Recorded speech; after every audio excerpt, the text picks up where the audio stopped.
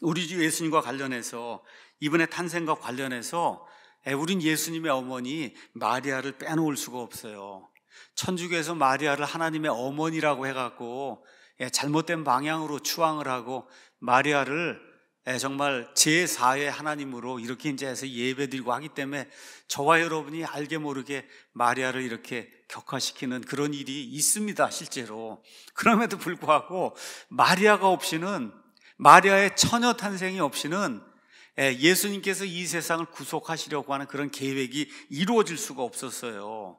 이 그림을 한번 가서 보시면 천사 가브리엘이 이렇게 이제 처녀 마리아에게 나타나는 그런 그림을 누가 이렇게 이제 그린 건데, 다행히 이제 천사가 날개를 달지 않고, 그래서 막 찾아봐도 없더라고요. 보니까 이렇게 날개 달지 않고 이런 천사가 이렇게 처녀에게 나타난 그림을 이거밖에 제가 이제 구할 수가 없어서. 천사는 날개가 없거든요. 또 날개 달린 거 해오면 또 목사가 왜 천사 날개 달렸네 이런 얘기 할까봐 제가 날개 없는 거를 열심히 구글 가서 찾았더니 저게 이제 하나가 나와서, 그래서 가브리엘이 처녀 마리아에게 나타나는데, 처녀가 25살, 30살 처녀가 아닙니다. 그 당시에 처녀는 15살이에요. 지금 우리나라 아이들 얘기하면 중학교 3학년, 고등학교 1학년 여자아이예요. 지금 그 당시에 마리아가 이렇게 성숙한, 우리식으로 생각하는 대학을 다 졸업하고 직장을 다니고 뭐 25, 30 이런 여자가 아니다. 15살쯤 되는 이 처녀 소녀에게 천사 가브리엘이 나타난 거예요. 그러니까 우리가 크리스마스 시즌이 되면 아이들과 함께 이런 성경 구조들 같이 한번 읽어야 되는 거예요. 그래서 오늘은 주로 그냥 성경 말씀을 가지고 여러분에게 설명하려고 하는 거예요. 첫 번째는 이 마리아를 통한 처녀 탄생, 우리 한번 누가복음 가서 보도록 하겠습니다. 누가복음 이제 1장에 가서 보면은 천사 가브리엘이 이 처녀 마리아에게 나타난 내용이 1장 26절에 나와 있습니다. 여섯째 달에 천사 가브리엘이 하나님에 의해 나사렛이라 하는 갈릴리의 도시로 보내어졌다. 왜 6달이 나오냐? 그 위에 가서 보시면 침례자 요한의 어머니 엘리사벳이 수태한 지 이제 6개월이 되었을 때, 그때 이제 마리아에게 수태고지가 일어나는 그런 걸 이제 표현하기 위해서 6째 달이라 이렇게 이제 표현한 겁니다. 자, 다윗의 집에 속한 남자, 즉 요셉이라는 이름을 가진 남자와 정혼한 처녀에게 갔는데 그 처녀의 이름은 마리아더라. 정혼이라고 하는 것은 약혼하고 달리 이미 결혼이 됐는데 아직 육체적인 관계는 맺지 않은 그런 상태를 유대인들의 정혼이라고 이제 이야기하는 거예요. 그 천사 가브리엘이 들어가 그녀에게 가서 말하되, 크게 호의를 입은 자여 평안하냐? 주께서 너와 함께 하시니 내가 여자들 가운데 복이 있도다. 여러분, 저 그림 한번 보세요. 갑자기 조그만 이런 소녀에게 천사가 나타나서, 그래서 너는 하나님께 호의를 입었다 그러니까 깜짝 놀라지 않겠습니까? 상상도 못한 그런 일이잖아요. 그러니까 그녀가 그를 보고 그가 하는 말에 불안해하며, 아니 갑자기 웬 남자가 나타나서, 그렇죠? 이런 이야기를 하냐? 오히려 기쁜 게 아니라 두려웠던 거예요. 그래서 불안에 빠진 거예요. 이게 도대체 무슨 식의 인사인가 하고 마음속으로 생각을 하니까 그 천사가 그녀에게 이르되, 마리아야 두려워하지 말라. 이렇게 이제 천사가 이야기를 하면서, 내가 하나님께 호의를 입었느니라. 하나님께서 내게 호의를 베푸셨다. 보라, 내가 네 태에 수태와 아들 낳고 그의 이름을 예수라 하리라. 자기 백성을 그들의 죄에서 구원하는 자, 세이비어, 구원자, 예수라고 이제 할 것이다. 그가 크게 되고 가장 높은 신분의 아들이라 불릴 것이요, 주 하나님께서 그의 조상 다윗의 왕좌를 그에게 주시리니 그가 영원토록 야곱의 집을 통치하며 그의 왕국이 무궁하리라 해서 구약 성경에 나와 있는 메시아 왕국, 천년 왕국, 다윗의 왕국을 다스리는 그런 왕이 될 것이라고, 이스라엘의 왕이 될 것이라고 지금 천사가 이야기를 하니까 34절에 그때 마리아가 천사에게 이르되, 나는 남자를 알지 못하는데 어찌 이 일이 있을 수 있습니까? 참 중요한 일이에요. 말씀드렸죠? 결혼 예식은 하지 않았어요. 정혼만 지금 돼 있는 거예요. 그렇지만 법적으로는 부부예요. 부부. 그렇지만 육체적인 관계를 맺은 적이 없단 말이에요. 그러니까 이 소녀가 당연히 그러지 않겠습니까? 내가 무슨 아기를 낳습니까? 나는 남자를 알지 못하는데. 이 안다고 하는 거, 인티미틀리 안다고 하는 이 내용, 우리 창세기 가서 보니까 아담이 이브를 알매 가인을 낳고 그 다음에 아벨을 낳다. 안다고 하는 거, 이게 육체적인 이러한 관계, 이런 것들이 이제 이야기하는데 나는 남자를 모릅니다. 여기에서 처녀 탄생이라고 하는 게 나오는 거예요. 동정녀 탄생이 아니고 천주교처럼 죽을 때까지 마리아가 동정녀로 지낸 것이 아니라 지금 예수님을 수태하는 그 순간에 한 번도 남자를 알지 못하고, 그리고 이 수태가 되는 그걸 가리켜서 우리가 영어로 virgin birth 이렇게 얘기해서 처녀 탄생이다 이렇게 이야기하는 겁니다. 동정녀가 아니에요. 평생 그 이후에 여러 아이들을 낳습니다. 그래서 천주교의 이런 가르침을 우리가 배격하기 위해서 성경에 나와 있는 대로 처녀 탄생이라고 이렇게 이제 이야기를 해야 되는 거예요. 천사가 그녀에게 대답하여 이르되 성령님께서 내 위에 내려오시고 가장 높으신 분의 권능이 너를 덮으시리니 온 세상 우주 만물을 말씀 하나로 창조하신 그분의 그 파워가 내 안에 임하게 되면 남자와 여자의 결합이 없이 성령님의 파워에 의해서 내 안에 씨가 수태가 될 수 있다. 이렇게 수태된 이 현상을 가리켜서 처녀 탄생이라고 이야기하는 거예요. 기독교의 핵심 교리 중에 하나가 뭐냐? 예수님의 처녀 탄생입니다. 예수님이 저와 여러분처럼 남자와 여자의 결합에 의해서 이 땅에 태어났다고 하면 그 예수님 몸 안에 첫사람 아담의 피가 흐르게 되고 예수님은 죄를 가지고 태어난 죄인이 될 수밖에 없어요. 하나님의 온전하신 희생 예물이 될 수가 없어요. 그래서 하나님께서 성령님에 의해서 마리아의 태에 수태를 하게 하셔서, 그래서 죄 없는 피를 가지신 이 사도행전 20장에 나와 있는 것처럼 하나님의 피를 가진 이와 같은 완전하신 남자 예수 그리스도가 출생하는 그런 기적을 우리 하나님께서 마리아를 통해서 이루어 주신 내용이 그 안에 이제 기록이 돼 있는 겁니다. 그러면서 36절에 또 뭐라고 이야기하냐? 내 친척 엘리사벳도 늙은 나이에 모든 사람이 아기를 낳을 수 없다고 하는 그런 나이에 아기를 배지 않았냐? 이미 6달이 되지 않았냐? 라고 이야기하면서 뭐라 그래요? 하나님께는 불가능한 게 없다. 그렇죠? 하나님께는 불가능한 게 없다. 믿습니까, 여러분? 저와 여러분의 몸을 변화시켜서, 그렇죠?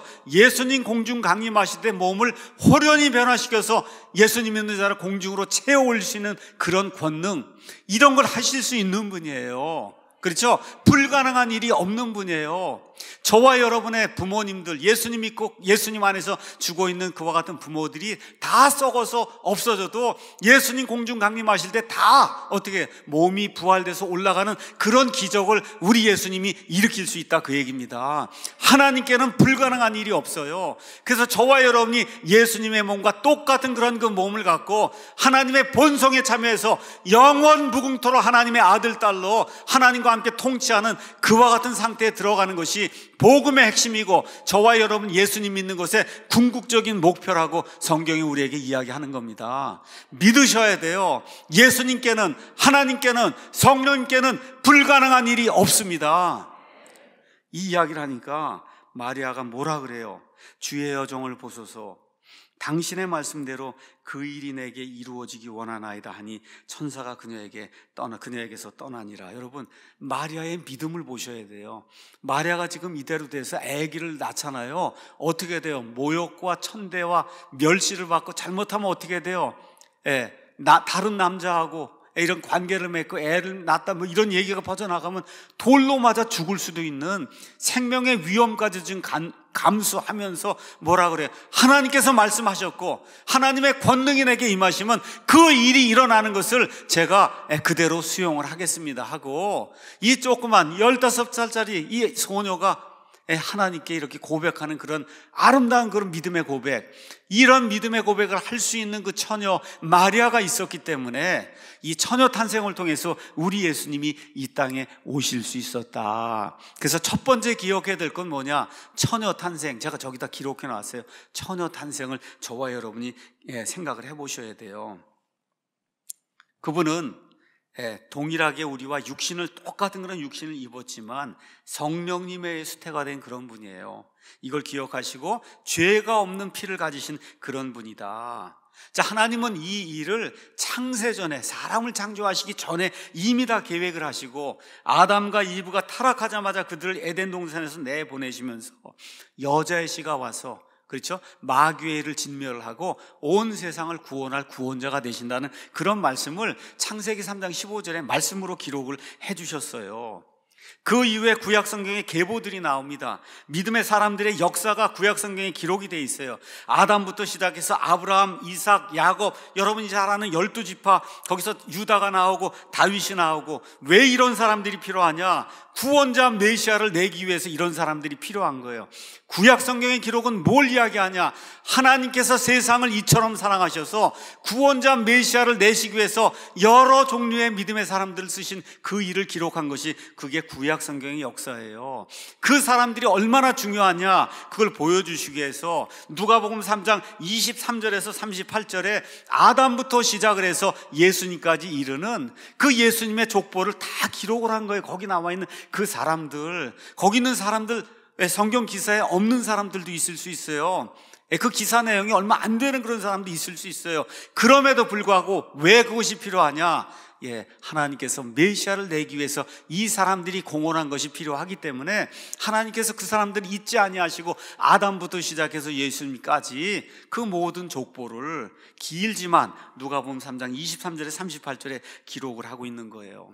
구약시대에도 지금과 마찬가지로 죄악에 파묻혀 살던 사람들이 많았어요. 하나님의 말씀이 빛이 이렇게 비춰지게 될 때 그 빛에 응답한 사람은 지금과 마찬가지로 많지 않았습니다. 많지 않았어요. 그 빛에 반응해서 아벨과 같이 어린 양의 피를 믿고 대속하시는 그 어린 양의 피를 믿고, 그리고 그 대속하시는 그 예수 그리스도 메시아를 영접해야 되겠다, 이런 사람들이 생겨나기 시작했어요. 대신 속죄, 죄를 내가 지었지만 내 힘으로 내 죄를 속죄할 수 없으니까 하나님께서 하라고 하신 대로 대신 죄 없는 무엇인가가 죽어서 내 죄를 덮어야 한다고 하는 대신 속죄, 그 희생의 믿음이 구약 성경 믿음의 사람들의 총체적인 그런 믿음이에요. 이런 믿음을 갖게 될 때 하나님께서 그것을 그에게 의로 여겨주셨다. 창세기 15장 6절이 우리에게 이야기하고 있는 거예요. 이렇게 대신 속죄, 이 희생의 그 믿음을 가진 그런 분들이 그와 같은 그 믿음을 가지고 수많은 짐승들을 잡아서, 그래서 여러 가지 예식을 통해서 구약시대에 하나님께 이런 희생 예물을 드린 겁니다. 그런데 히브리서 10장 4절에 뭐라고 되어 있냐? 염소와 황소의 피가 죄들을 영원히 제거하는 것은 불가능하다.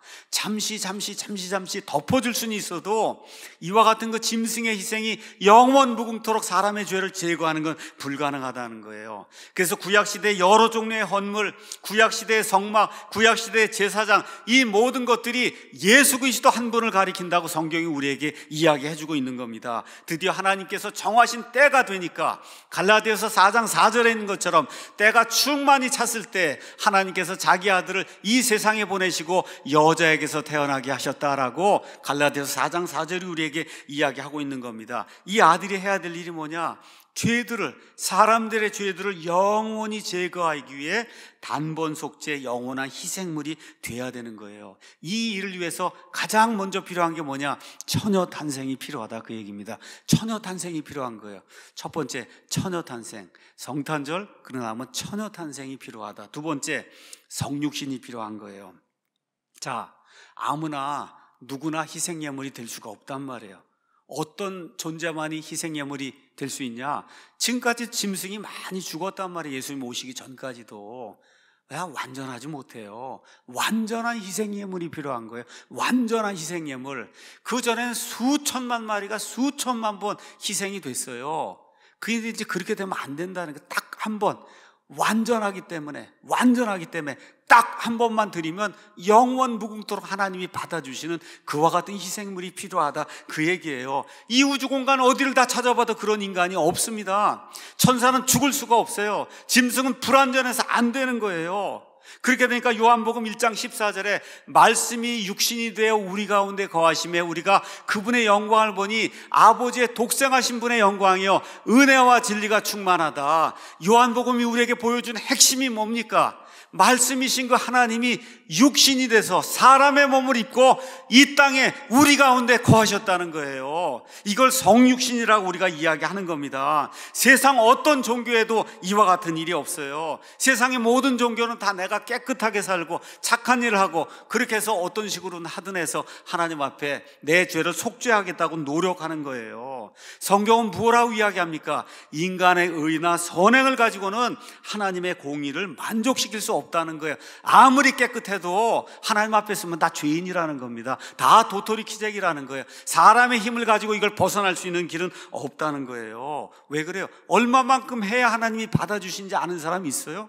아무도 없어요. 그게 인간이 만든 종교라고 하는 그런 시스템이에요. 그래서 사람마다 종교마다 다 다른 거예요. 아무리 노력해도 하나님의 거룩함과 하나님의 공의에 도달할 수 없어요. 그래서 이사야서 64장에 사람의 의는 다 누더기 걸레와 같다 그렇게 성경이 이야기하고 있는 거예요. 그러면 이 모든 걸 해결할 수 있는 거는 외부 세상에서 들어와야 되는 거예요. 이 세상에는 없는 거예요, 여러분. 외부 세상에서 들어와야 되는 거예요. 그래서 어떻게 해요? 하나님이 직접 사람의 몸을 입고 외부 세상에서 여기로 들어오시는 거예요. 외부 세상에 저기 있는 것처럼 성육신, 두 번째 영어로 인카네이션, 첫 번째 버진 벌스, 두 번째 인카네이션이 필요한 거예요. 외부 세상에서 들어오는 거예요. 빛이 우리 안에서 생기는 것이 아니다.